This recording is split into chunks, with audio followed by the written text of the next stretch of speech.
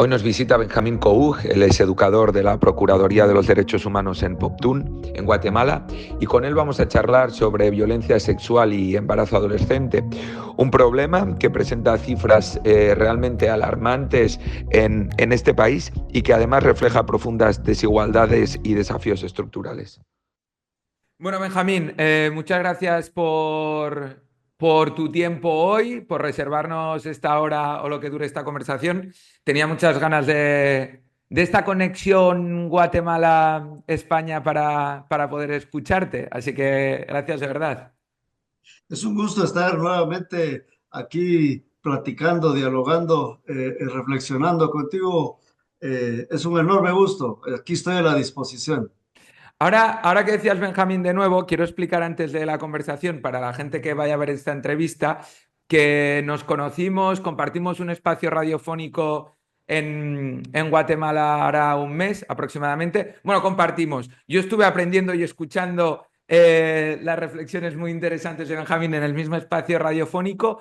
Y después de esa conversación, junto con mis compañeras Gladys y Raquel, convenimos los tres que era tan interesante escucharte que podríamos grabar la conversación que ahora mismo estamos teniendo para colgarla en el canal de YouTube. Así que salía de ese programa y muy contento de que se haya trasladado esta conversación. Espero que a la gente que la vea le parezca tan interesante como nos pareció a nosotros en su momento. Encantado, con mucho gusto. Pues a ver, Benjamín, violencia sexual y embarazo adolescente en Guatemala es un poco el tema que nos ocupa, el hilo conductor de lo que va a ser esta conversación. Yo para poner en contexto otra vez a las personas que nos estén escuchando, quería señalar los datos, los registros de nacimientos de niñas, adolescentes entre 10 y 19 años en Guatemala en 2024, porque creo que eso proporciona una fotografía bastante acertada de lo que este problema supone, ¿no? Porque hablamos de 56.568 registros de nacimientos de niñas, repito, entre 10 y 19 años, y si los separamos en otras horquillas de edad, serían madres de entre 10 y 14 años, 1.953, y de entre 15 y 19 años, 54.615. O sea, son unos datos alarmantes, no sé qué te dicen a ti, Benjamín, y por otro lado, tú que conoces bien el histórico en cuanto a este problema, si echamos la vista atrás, ¿son unos datos que han ido mejorando, que se estabilizan o que van empeorando con el paso de los años? Te he hecho muchas preguntas a la vez, pero bueno, te lo dejo ahí. Excelente. Muchísimas gracias. Bueno, Juanjo, a mí me gustaría reconocer que cuando uno habla de cifras, yo siempre digo las cifras, los números son muy fríos. Nos pueden decir mucho y nos pueden decir nada. Sin embargo, lo que siempre ha dicho el movimiento de mujeres en Guatemala es que detrás de un número está un ser humano, está una persona. Eso para mí es muy relevante porque cada número tiene una implicación personal, tiene una implicación en la vida de un ser humano. Y cuando hablamos justamente de violencia sexual y embarazo de adolescentes, hablamos no solamente de la víctima, hablamos justamente del bebé y el entorno familiar. Eso a mí me parece importante. Si vemos las estadísticas, yo debo decir con mucha tristeza de que esas estadísticas no han descendido.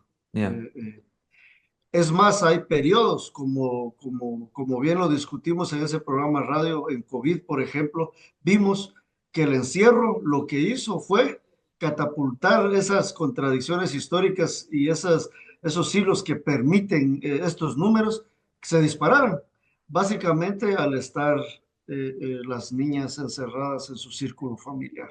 Es bien triste decirlo porque donde deberían de estar más seguras es donde menos seguras están.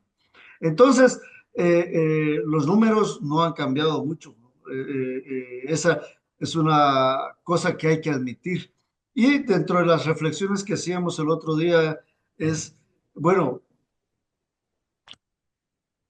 ¿eso qué significa? ¿Eso qué significa que los números no bajen o que se mantengan? Ahora mismo estoy leyendo un estudio que publicó Prensa Libre basado en un informe de Human Rights y nos plantea 7 años, desde el 2013 al 2018, y los datos sobre lo que esto implica para la judicialización dejan un sabor amargo.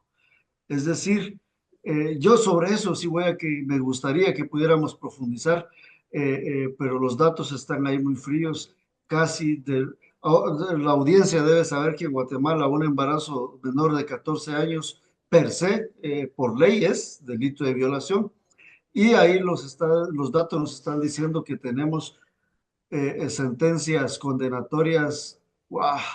No llegamos pero ni al 3%. O sea, eso es un grado de impunidad altísimo para estos casos.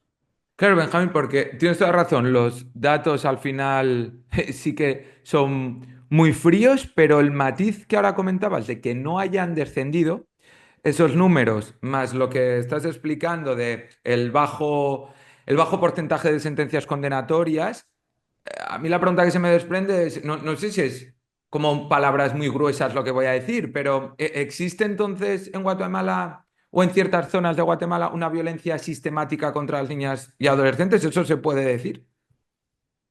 Mira, si recuerdas el otro día, cuando hablamos de esto, dijimos que hay factores estructurales que lo permiten y mucha de esa tiene de telón de fondo, tiene, yo también en palabras gruesas me debería decir que esa desigualdad que vive este país es una violencia histórica, estructural y permanente.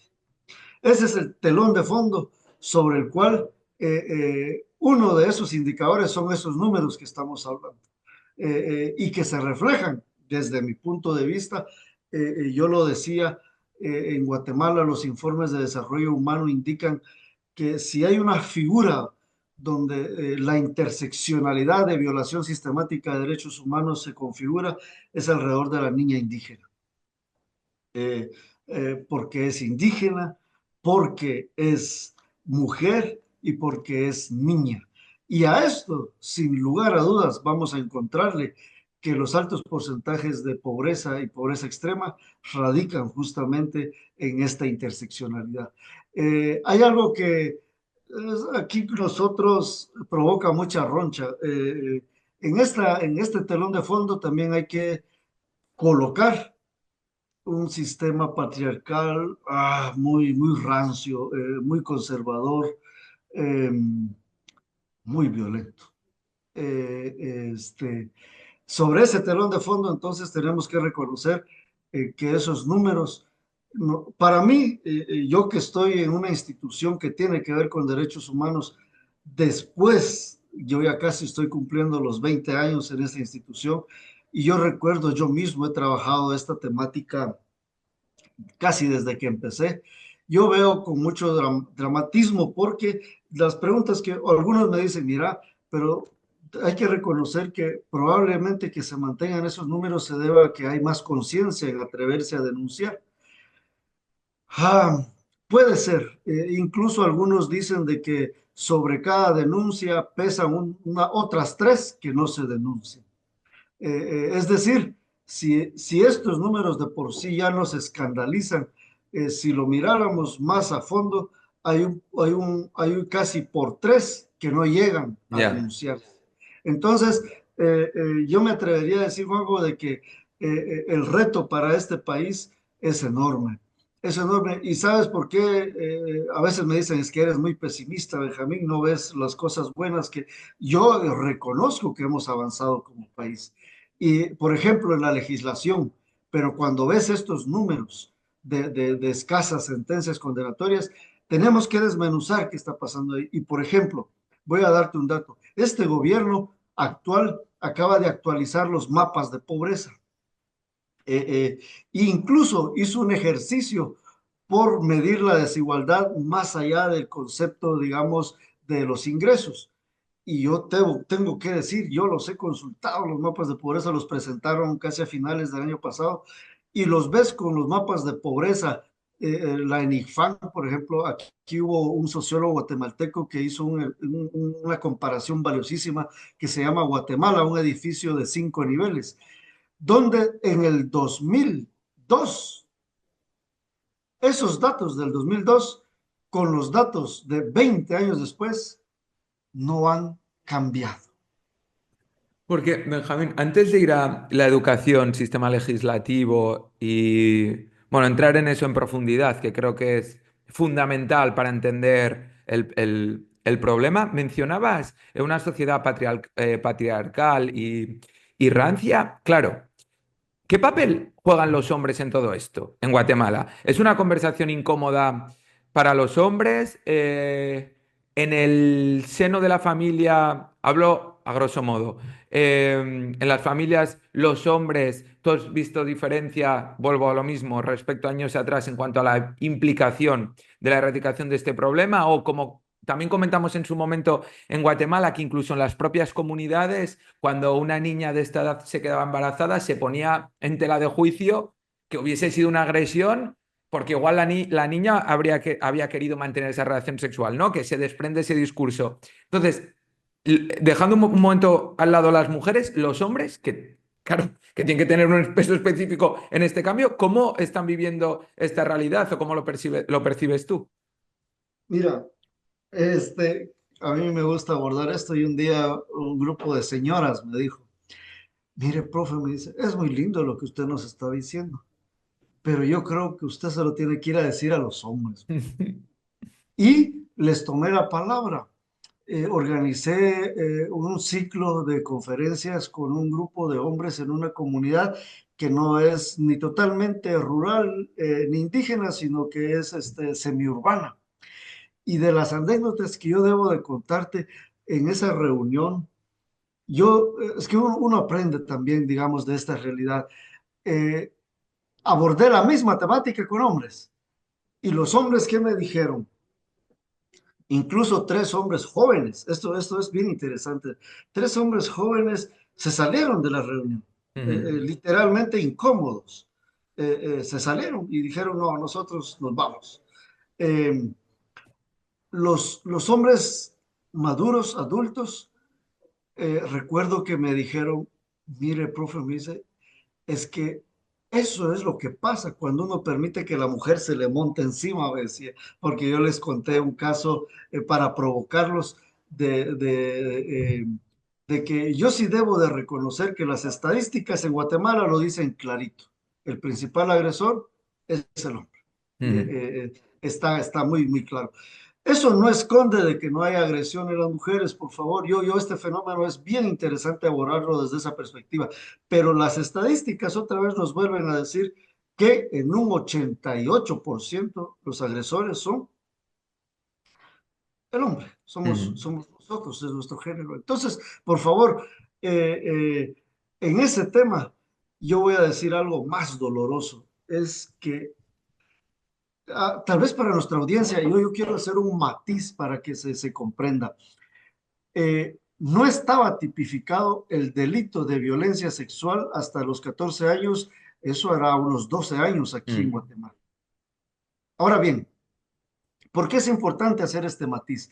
Este matiz es importante porque la ley lo que dice es que los embarazos y per se la interpretación de la ley, una relación sexual con una chica antes de los 14 años es, porque la ley lo dice, es que el delito de violación sexual va a ser en menores de 14 años, aun cuando no medie violencia. Eso es lo que dice nuestra legislación. Es decir, lo que muchos argumentan, aunque haya consentimiento, ujú. el famoso consentimiento, pero en menores de 14 años está tipificado como violencia sexual. Ahora bien, esto es importante que lo entienda nuestra audiencia porque para mí de los factores estructurales que explican esta impunidad es lo siguiente. No unos dicen culturalmente, por favor, pero esto es valioso interpretarlo. Es tradición que aquí las chicas se unan 12, 13 años. Eh, eh, ya hoy no podemos decir que se casen porque está prohibido por la legislación civil casarse hasta antes de los 18 años, pero de hecho se unen. Hay una relación eh, y histórica de menores de 13, 14, 15 años, 12 años. Por un lado, hay una tradición histórica y lo explica a ustedes desde nuestro punto de vista, esa falta de oportunidad en las niñas, pero también la composición de la familia. Hay familias con muchos hijos. Entonces, esto es bueno explicarlo porque cuando llega justamente a una fiscalía, que es la que investiga este delito de violación, muchos casos, yo tengo jueces que me han invitado a dar charlas para prevención de estas relaciones y de estos embarazos. Llega la chica con el bebé, con el muchacho. Aquí estamos. Y el muchacho llega con sus dos papás, su papá y su mamá. Ya. Y la chica llega con su papá y su mamá diciendo, fiscal, ellos dicen, señora autoridad, aquí está la familia. El chico no está huyendo su responsabilidad, no lo hizo a la fuerza. Aquí está, aquí tiene una familia. ¿Qué hacemos? ¿Destruimos la familia o seguimos con la familia? Eso, ese matiz quiero que lo tengamos presente en este país porque eh, está tan naturalizado Pero que ese chico siendo menor de edad, ese chico. aunque sea menor de edad, en nuestra legislación, siempre que sea mayor de 14 años, ya enfrenta responsabilidad penal. Aunque el El chico adolescente, también sea menor de edad. aunque sea menor de 14 años. Aquí en nuestra legislación le decimos adolescente. Ujú, De los 14, de los 13, perdón, a los 18 es un adolescente que ya enfrenta responsabilidad penal. ujú. No como un adulto, pero sí ya enfrenta responsabilidad penal. Entonces, y no digamos si fuera un adulto, que es otro gran porcentaje de estas relaciones, de chiquitas con mayores de edad. Entonces, por favor, este matiz lo quería decir para llegar al fondo de lo que entender la conducta de los hombres. Sí. Es decir, está muy naturalizado, Juanjo, en nuestra sociedad muy conservadora, con unos valores que todavía no asimilan las nuevas masculinidades. Nosotros que hemos hecho ejercicios de empezar, bueno, las nuevas masculinidades, por ejemplo, ha sido un abordaje muy reciente. Yo estoy hablando de los últimos 10 años para entender unas nuevas formas de construir las relaciones, digamos, de género. Y me atrevería a decirte que aún con la propuesta, aquí en nuestro medio causa mucha gracia entre los Mm. varones, incluso expresiones homofóbicas y desde luego misóginas. Es decir, ¿qué hacen los hombres hablando de nuevas masculinidades? Eh, eh, eh, Aquí les dicen se van a feminizar. Ya. Entonces, mira, hay mucho trabajo que se está haciendo. Yo reconozco que hay mucho trabajo. También reconozco que las nuevas generaciones, ahí es donde yo estoy empezando a ver algunos cambios. Como hablamos en el programa de radio, no tan acelerados. Todo cambio social no sigue una dinámica que nosotros quisiéramos a la velocidad de la legislación, por ejemplo. Sin embargo, las nuevas generaciones están empezando a asumirlo de otro modo. Sin embargo, todavía yo digo, tenemos un remanente, digamos, de un sistema histórico que todavía permea un grueso de la sociedad. Claro, porque con todo esto que estás diciendo, Benjamín, me sitúa un poco en lo que a mí personalmente me preocupa más de toda esta situación y me explico. Más allá de la propia agresión sexual, que eso a ojos de todo el mundo se puede entender y esto es lo que ha sucedido, esto es realmente preocupante, pero más allá de eso es la revictimización de la chica en cuestión. Y me explico. Con la campaña, por ejemplo, que lanzamos en Global Humanitaria de prevención de embarazo adolescente y recopilando testimonios. Claro, hay chicas que te explican, no, no, es que a mí me violaron mientras estaba trabajando en una plantación de cardamomo, el padre de ella. Esto pues, entiendo que es una cosa común. Lo primero que se plantea es echarla de casa o llevarla con el agresor, porque entiende también lo que hablábamos antes, que haya habido cierta voluntad. Por una parte, el miedo de decirlo en casa, por lo que pueda pasar con el varón de la casa, el padre. Luego, por otro, la sensación de desamparo legal. Porque encima, antes hablabas de pobreza estructural, cuando pasa en un seno de una familia pobre, que tiene pocos recursos, que no se puede permitir contratar un abogado, también es, ¿cómo voy a ir yo contra esta persona que me ha violado, pero que tiene unos recursos económicos que yo no tengo? Luego en casa no me van a apoyar. Es decir, que para la chica, más allá de la propia agresión, que es un drama absoluto, es lo que viene después.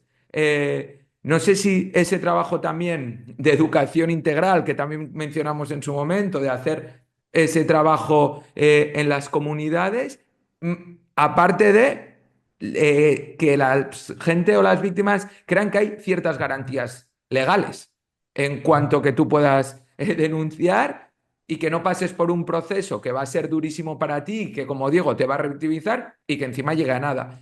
No sé cómo ves tú, bueno, te acabo de poner un montón de ingredientes sobre la mesa, pero Mira, que el resumen de la pregunta es, más allá de la propia agresión, tu entorno y en el entorno en el que vives complica mucho la gestión de lo que te ha pasado.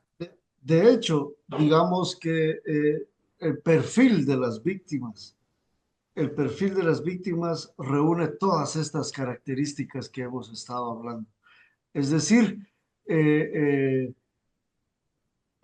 son chicas en un contexto de alto grado de vulneración, Mm. vulneración de sus derechos educativos, de sus derechos como mujer y desde luego el entorno familiar. A mí me gustaría decir otro dato que no aparece aquí.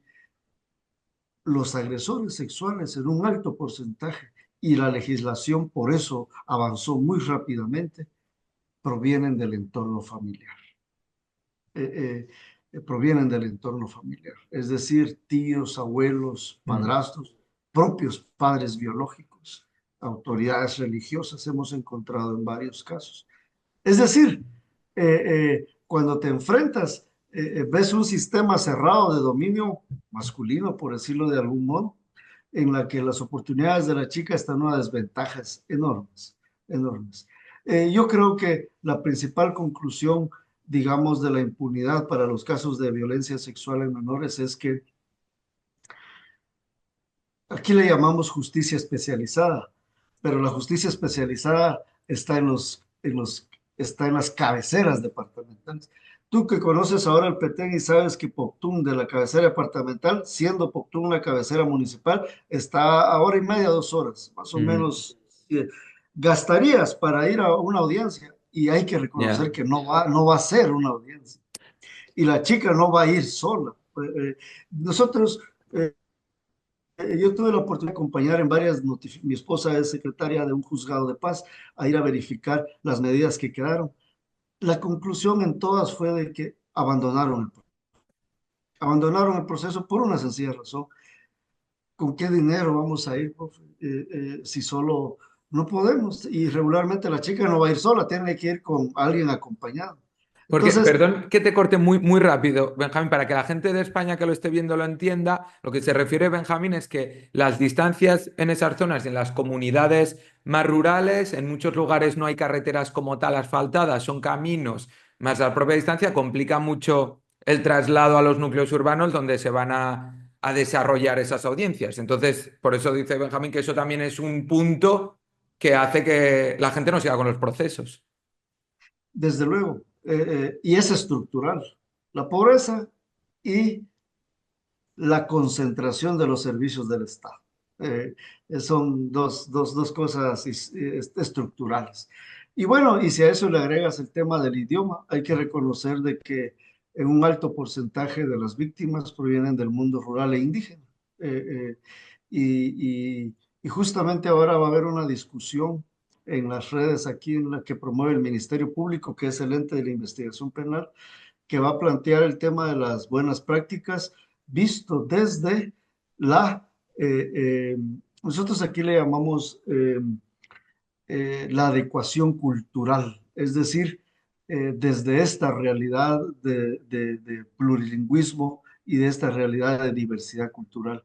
Y bueno, lo que vamos a encontrar es que no hay recursos humanos contratados para poder brindar una justicia en tu idioma materno. Ya. Eh, Eso es otro agravante que va profundizando justamente el tema del acceso a justicia. Pero en grosso modo, lo que a mí me gustaría que quedara claro es que este problema es de fondo, porque lo que estamos desmenuzando es por qué esos números aparentemente Sí. no mejoran, no cambian, y en algunos picos incluso se agravan, se elevan. Entonces, estamos en realidad, aquí existe una organización que se llama el OSAR, el Observatorio de Salud Sexual y Reproductiva, es el que más pone sobre la mesa, digamos, que, y con datos, como estamos hablando en este momento, que el Estado, si bien ha hecho algunos avances, todavía falta muchísimo, muchísimo por hacer. Y que yo lo explicaría, no solo está en la voluntad política, otra vez vuelvo a decir que un avance legislativo ha sido importante, no le quito su mérito, pero también tenemos que decir que por sí misma una legislación no resuelve estos problemas. Ya. Problemas de esta naturaleza no se resuelven con leyes y con normas. Sí son parte del abordaje, pero no es decir, ya aquí está la ley y con eso se arregla. ¿Por qué? Porque depende de todos estos factores estructurales de los que hemos estado hablando. Claro, y hablando de soluciones, Benjamín, desde la entidad en la que tú trabajas, desde el Procurador de Derechos Humanos, ¿cómo abordáis o en qué línea trabajáis en cuanto a revertir estas cifras o más bien esta realidad? ¿Cuáles son las prioridades o lo que creéis que es más factible? Sí, como mandato, yo lo quisiera explicar y aquí me pongo esta camisa azul, eh, tiene la obligación de atender cualquier denuncia que llegue. Eh, Evidentemente nosotros no somos los que abordamos el problema para su solución. Mm, Sin embargo, tenemos mandato de recibir denuncia y orientar a la víctima. Ese de entrada es un primer rol institucional que cumplimos. Y tiene una ventaja, es que las instituciones específicas de administrar justicia con el acompañamiento de la PDH le prestan un poquito más de atención, porque está la mirada de la institución verificando cómo va el proceso.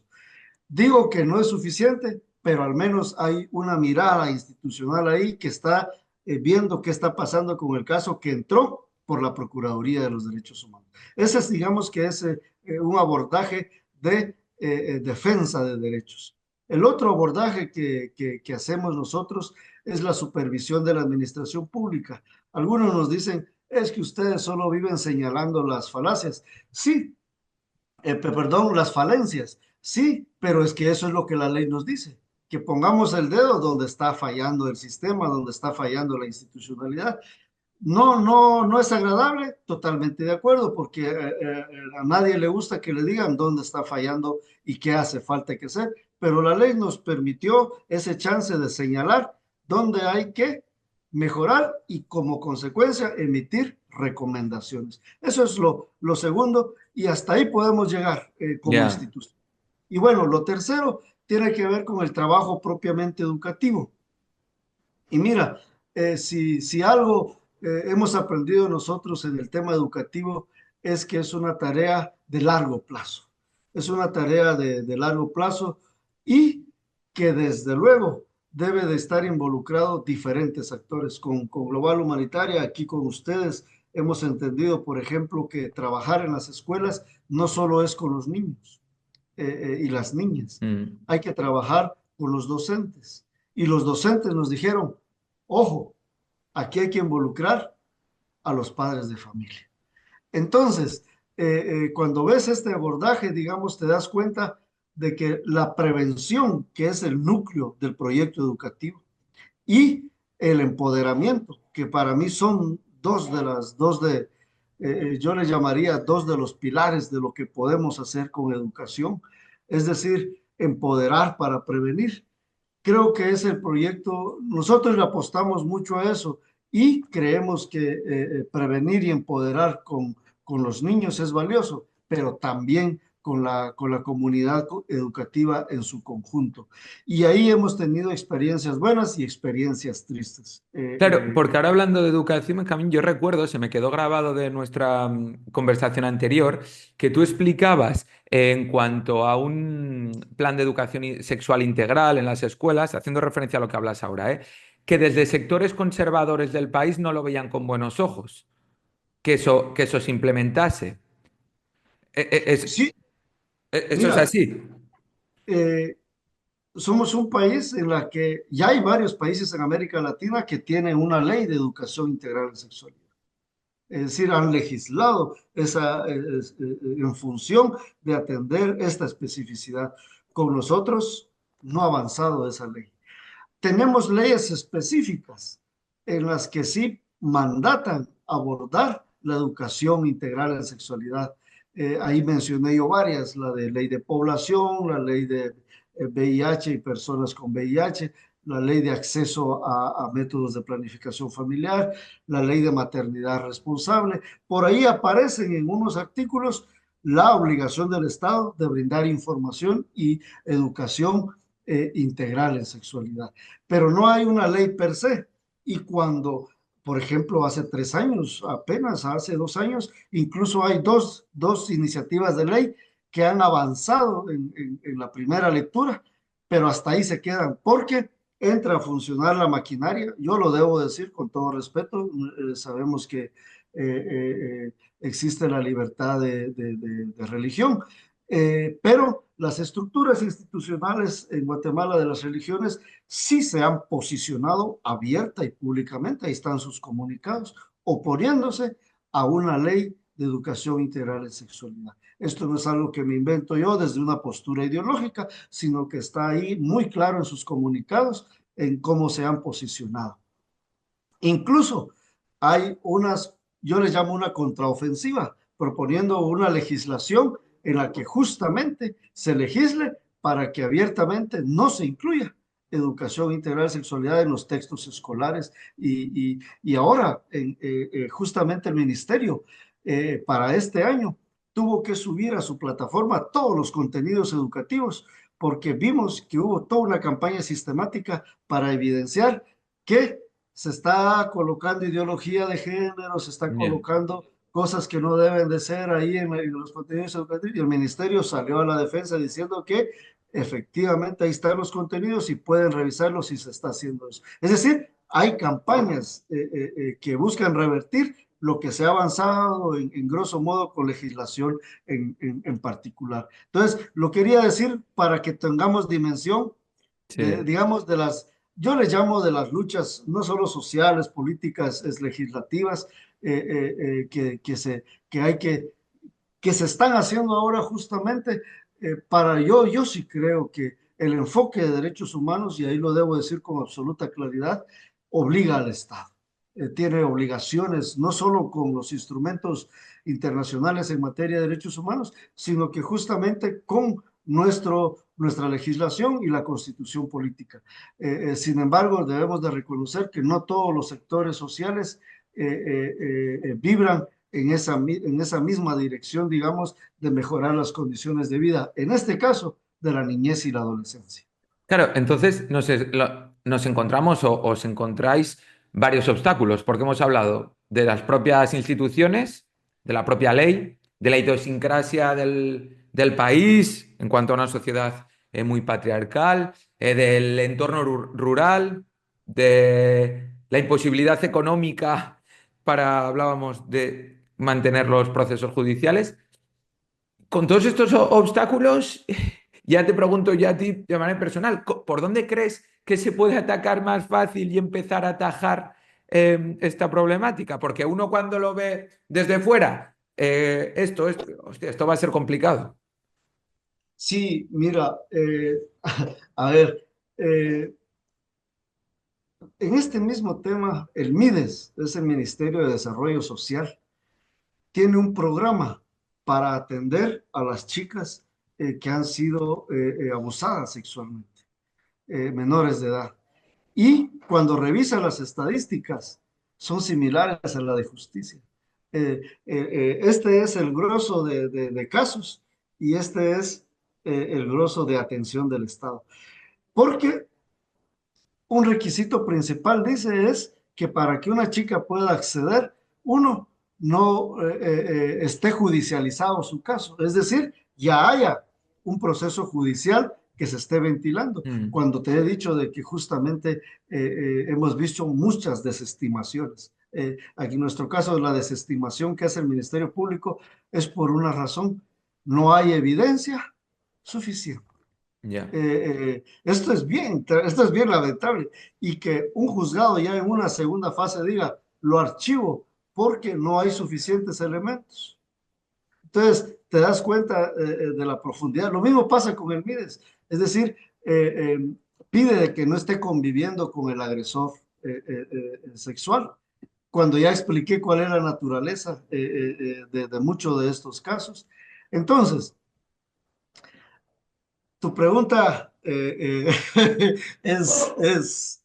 a mí personalmente me dejas contra la espada y la pared porque, mira, te das cuenta que no pueden haber soluciones simplistas. Es decir, yo no puedo decir que solo el factor educativo nos va a funcionar, que solo el factor legislativo, el factor legal nos va a funcionar, que como sociedad nos vayamos abriendo un poco más. Yo yo, yo pienso que los cambios están siendo muy, muy lentos, pero en ese sentido sí tengo esperanza que en las nuevas generaciones vayamos avanzando de a pasito.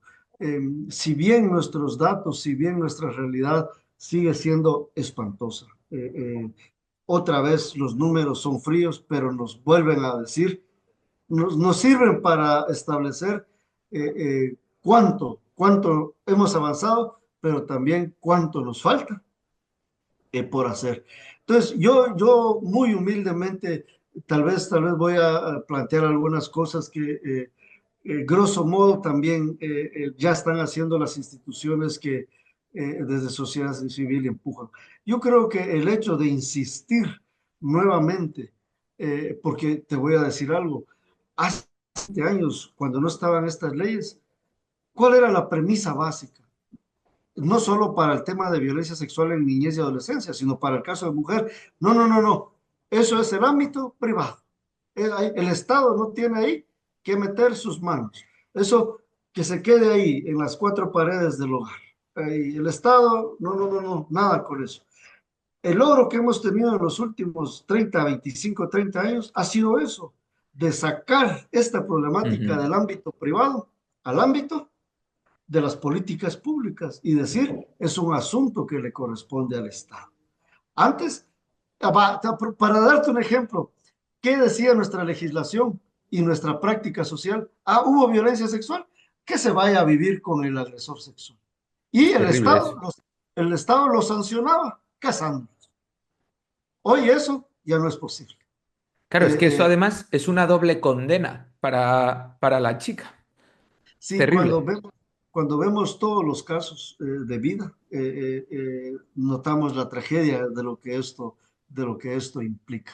Entonces, con estos ejemplos que te estoy diciendo, sí ilustro que hemos avanzado. No quisiera hacer que Ya. esto es totalmente negro, digamos, pero a mí sí me sirve mucho para decir la calidad del reto que tenemos como país. Entonces, muy bien, me encanta a mí decir que seguir empujando las obligaciones del Estado desde instituciones como la nuestra, pero desde instituciones de sociedad civil como el OSAR, como Global Humanitaria y muchas organizaciones que están haciendo un trabajo muy hermoso, muy bonito en esta dirección, es un trabajo que no le podemos bajar la guardia. Es Mm. decir, no podemos dejar de insistir. Eh, por ejemplo, la Ley de Educación Integral de Sexualidad, yo no sé en qué momento, hoy tenemos un gobierno progresista, pero tenemos un Congreso no tan progresista, que es donde se aprueba la legislación. Entonces, puede ser que el gobierno tenga voluntad, pero si tenemos un Congreso que no impide que avance la legislación, entonces encontramos ahí que no hay match. Yo no sé en qué momento, a mí me encantaría ver una ley de educación integral en sexualidad, pero no solo una legislación, sino también que ahí incorpore los recursos que el Estado le va a asignar para que esto funcione. Porque otra práctica que ha habido mucho de nuestros gobiernos es, hay mucha presión internacional, legislemos y ahí va la ley, pero Ya. sin ni un centavo. Así tenemos legislaciones que mandan crear órganos e instituciones, pero no dicen de dónde van a salir los fondos. Entonces, ¿me entiendes? Es solo para salir del compromiso, pero otra vez vuelve a quedar ahí como nosotros le llamamos aquí un cascarón vacío. Entonces, esa parte yo diría que seguir empujando en la parte legislativa es una tarea que va a seguir haciéndose. Seguir presionando al gobierno para que asigne mayores recursos, hay que seguirlo haciendo. La tarea que hacemos nosotros desde empoderar, desde prevenir, desde el enfoque de educación, yo porque estoy ahí, veo de que hemos avanzado, no tanto como quisiéramos, pero es la principal apuesta. La educación, a la educación es una de las mejores herramientas, pero no por eso dejamos de entender que es donde principalmente han bloqueado, porque una educación, digamos, que sea respetuosa de los derechos de los niños y de la niñez y la adolescencia, con una vigencia absoluta. Nosotros creemos que sí, muchos de estos indicadores pueden mejorar, pero no debo de cerrarme los ojos a decir que esta sociedad guatemalteca toda vez siga manteniendo esa estructura social y económica desigual.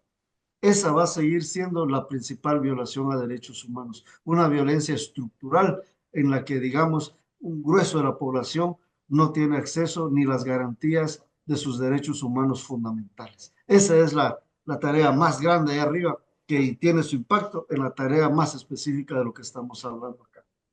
Entrando en la recta final, Benjamín, y siguiendo al hilo de que ahora lo que hablas, lo que estás mencionando, que es con vistas al futuro, cómo seguir progresando en cuanto a atajar este problema, antes has mencionado las nuevas generaciones, que te hacen ser algo optimista las nuevas generaciones. Entonces, en ese sentido, yo te quería preguntar, de las zonas, de las localidades, de las comunidades que tú tienes constancia o conciencia de que se están aplicando o se han aplicado medidas educativas o se ha hablado de educación sexual en las escuelas de esas zonas.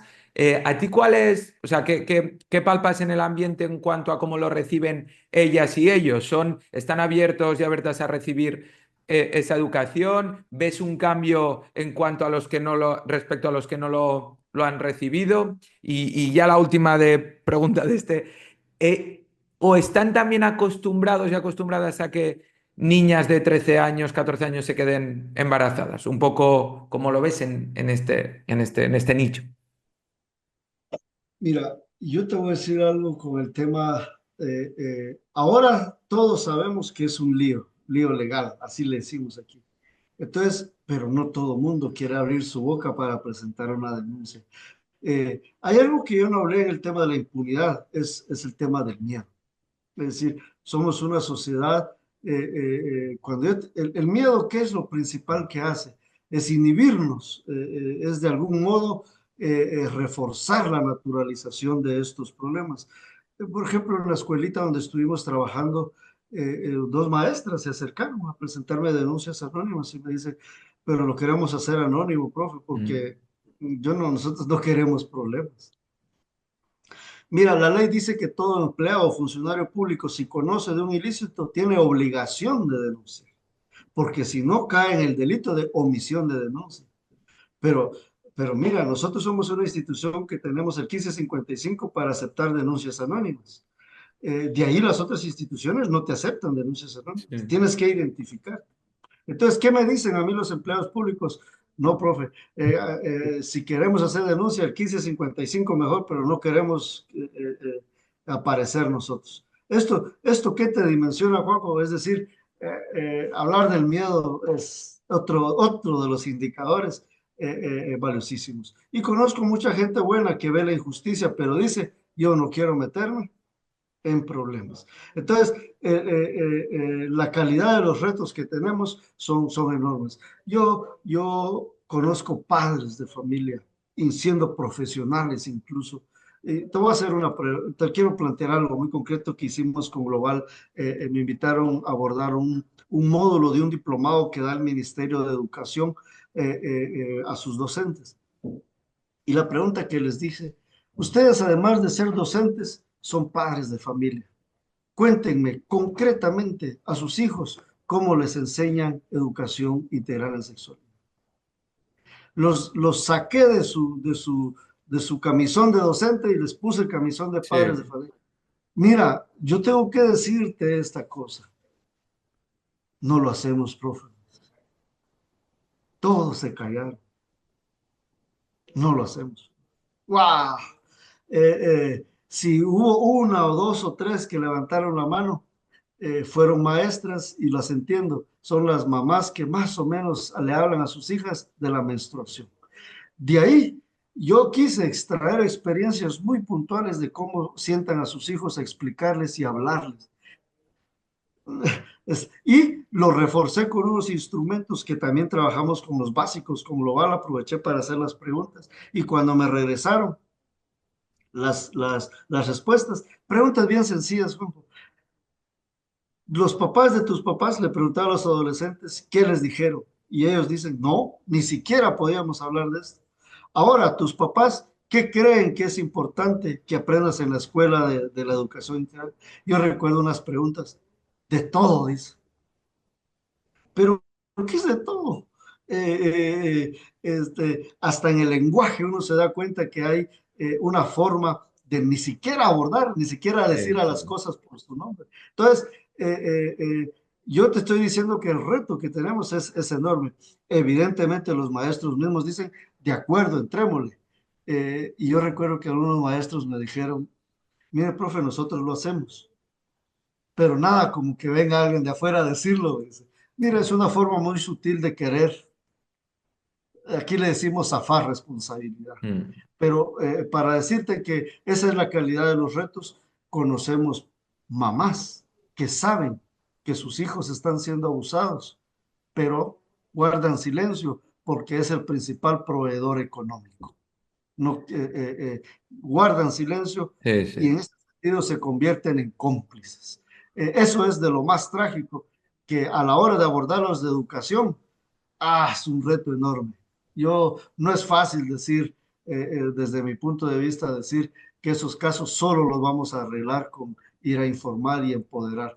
Es algo que sí tenemos que hacer, pero ahí tiene que abordarse desde la psicología, atención psicológica, pero también desde una atención adecuada de acceso a la justicia. No solo es vaya y denuncie.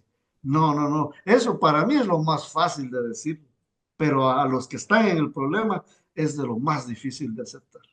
Porque en las aulas, Benjamín, si una compañera ha sido agredida, se ha quedado embarazada, los propios compañeros, la gente de su edad, lo perciben como algo normal, como algo que, bueno, que ha sucedido ya, o supone un shock también en los compañeros y compañeras. No sé si me explico.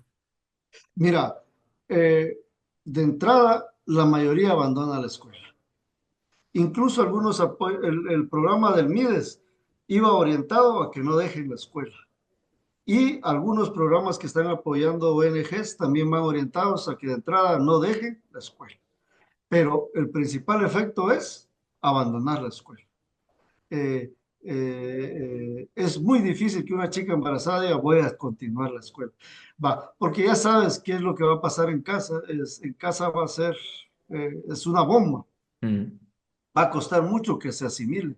Entonces, la atención debe de ser integral, atención psicológica, programas de apoyo para que continúe en la escuela, desde luego atención médica para el embarazo y sin lugar a dudas, atención psicológica a la familia. Yo conozco casos muy dramáticos de violencia sexual que incluso el núcleo familiar se vuelve en contra de la hija. Eso tú lo provocaste, ese fue tu culpa. ¡Wow! Entonces, yo debo decir que la víctima en este sentido está flanqueada por varios frentes en una Mm. relación de desigualdad. Es lo que yo le llamo una profundización de la vulnerabilidad de la niña o la adolescente. Porque además también se produce que en familias numerosas, con muchos hermanas, hermanos, incluso para los padres es bueno ella se va a ir ahora con otro hombre y mira, una boca menos que alimentar. Hablo de familias pobres, eso sucede así. Bueno, mira, yo hablé con chicas. Miren, chicas, ustedes que están estudiando, ¿tienen amigas que dejaron de estudiar? Sí, profe. Y empiezan a levantar. Cuéntenme por qué. Ah, bueno, porque se enamoraron. Dice. Pero cuando vamos buscando, dice, yo debo de admitir que incluso muchas chicas ven en la posibilidad de casarse o de unirse a otra persona como una posibilidad de mejorar su situación familiar. Eh, eh, pero cuando vemos este esquema del que ya profundizamos bastante, aquí le decimos salir de las brasas para caer en las llamas, Mm. eh, porque ese es el fenómeno de la desigualdad.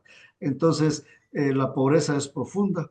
Y mira, incluso en los casos, me atrevería a decirte, en los casos donde económicamente la familia esté mejor, porque pasan estos casos, yo en ese sentido, no quisiera estigmatizar. Si bien las estadísticas nos reflejan tendencias que afectan más el mundo rural, que afecta más a la niña indígena, no significa que no pase en los cascos urbanos y que no pase, digamos, con chicas que no son indígenas.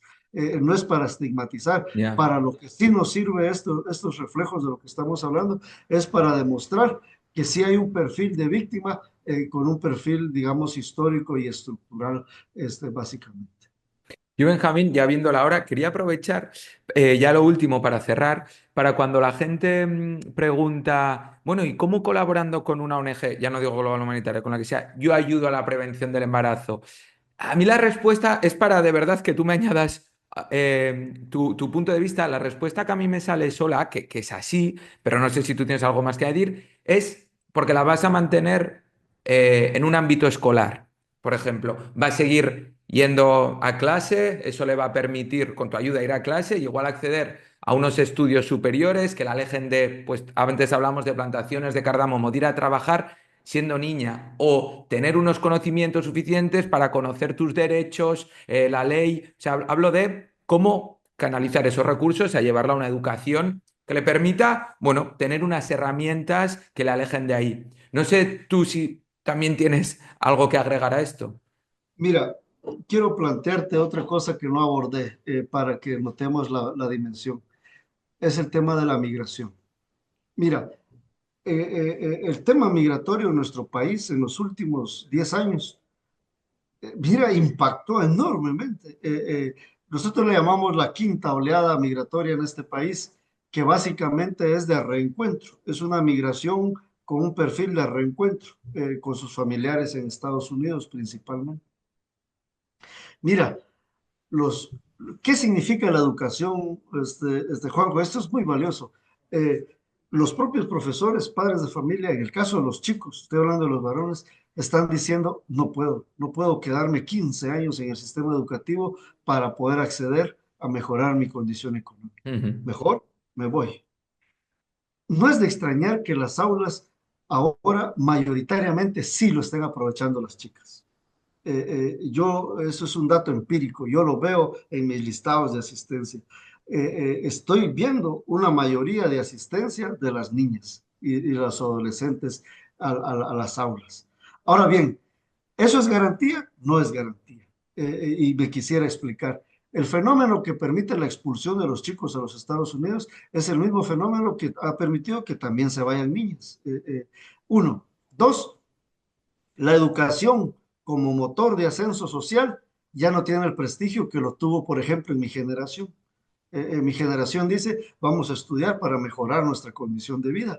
Y en efecto, muchos de mi generación, la educación permitió mejorar las condiciones de vida. Hoy yo lo que estoy viendo es una desvalorización de este ascensor social de la educación como motor de mejorar Mm. mis condiciones de vida. No es de extrañar entonces que mejor decían migrar. Pero aún así, yo sí veo que las niñas, las chicas, están aprovechando mejor ahora el sistema educativo. Y lo voy a decir algo, una chica que logra llegar a segundo, a tercero básico, logra graduarse, es paradójico, pero las chicas que logran tener un nivel superior de estudios retrasan, retrasan el matrimonio. Ese es un primer dato. Segundo, se quedan más para ayudar a la familia. Porque yo he visto, conozco muchos casos que si logran conseguir un empleo, aunque sea informal, se quedan en casa ayudando a la familia, a diferencia del chico. El chico nomás puede, se va, consigue mujer Mm. y ya apoyo a la familia, se olvidó. Entonces, quería colocar esto de telón de fondo por lo que me preguntas. Es decir, estamos invirtiendo bien nuestros recursos, por dónde se está yendo. Yo siento que sí, tiene un valor sustancial, tiene un valor muy importante. Lo que quisiera decirte es que no solo depende de eso, depende de muchos otros factores estructurales también. Pero nunca yo quiero dejar de atender de que las ayudas puntuales y directas siempre van a ayudar. Nosotros lo decimos en la educación, si salvamos un alma, si salvamos una vida, salvamos el mundo. Es decir, siempre va a ir en esa dirección de mejorar, aunque sea una vida. Entonces, esa es la naturaleza del trabajo de educación. No es masivo, no siempre va a ser tan redituable en el corto plazo, Ya. pero para mí sí de un impacto enorme. Pues con eso nos quedamos con ese mensaje positivo también en cuanto a educación, que por cierto, yo ahora he puesto el foco en ellas, en la educación que recibirían ellas, pero no olvidemos lo que hablábamos al principio de la charla contigo, que los agresores son ellos. No, no es que estemos poniendo la responsabilidad a las chicas, hablamos de la opción que da en cuanto a formación a ellas, sin quitar el foco de ahí, que lo tengo apuntado por aquí, decías, el 88% de las agresiones son de hombres, cuando hablábamos al inicio de esto, que esa educación es tan o más importante para ellos como para ellas, que al final son con las personas que se van a encontrar en la calle o en su día a día. Mira, ¿qué dice el papá y la mamá típico y clásico en nuestras familias de acá? A la niña, cuídate. Esa es Claro, la palabra, claro. cuídate. Por eso Va. quería matizarlo. ¿Y el chico qué? Mm, ¿Cuál es el mensaje al hijo varón? No, no hay mensaje para el hijo varón. mm. Cargamos toda la responsabilidad en la chica, y olvidamos justamente la gran responsabilidad que tenemos con los varones. Yo creo que, mira, yo te diría algo, si en algún momento todo el tema de género provocó roncha, el tema de las nuevas masculinidades es otro tema que hay que empezar a abordar de fondo. Ahora bien, el tema de las nuevas masculinidades, desde mi punto de vista, hay que hacerle adaptaciones, a lo que yo le digo, a la realidad local, a nuestro medio. Ya. Porque una crítica sistemática que se le hace a los derechos humanos es que los derechos humanos es para los países desarrollados. Todo lo contrario, les digo yo. Los derechos humanos son justamente para donde vemos mucha desigualdad y donde vemos mucha exclusión. Entonces, por ahí también yo haría un aporte, ir abordando el tema de las nuevas masculinidades con un enfoque local ayudaría muchísimo para trabajar con los chicos.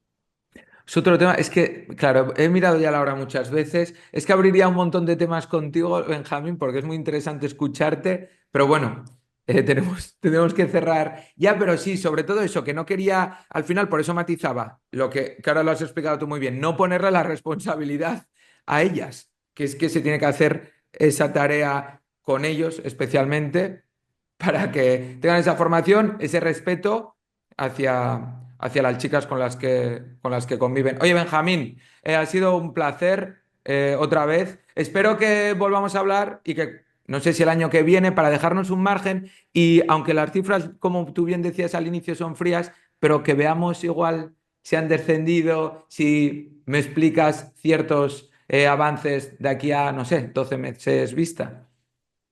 Con mucho gusto, quedamos vinculados por este compartir de responsabilidades y desde luego el trabajo local que estamos haciendo de manera compartida, del cual me siento muy fascinado. Gracias a ti por la oportunidad y estamos yo encantado las veces que sean posibles, de seguir dialogando, de seguir reflexionando sobre cómo podemos actuar ante todo, para hacer yo les llamo mejorar las condiciones de vida. El paradigma del buen vivir para mí es que haya un mejor chance para las familias y eso implica especialmente a los niños y a las niñas. Muchas gracias, Benjamín, y enhorabuena por tu trabajo. Espera. A ustedes.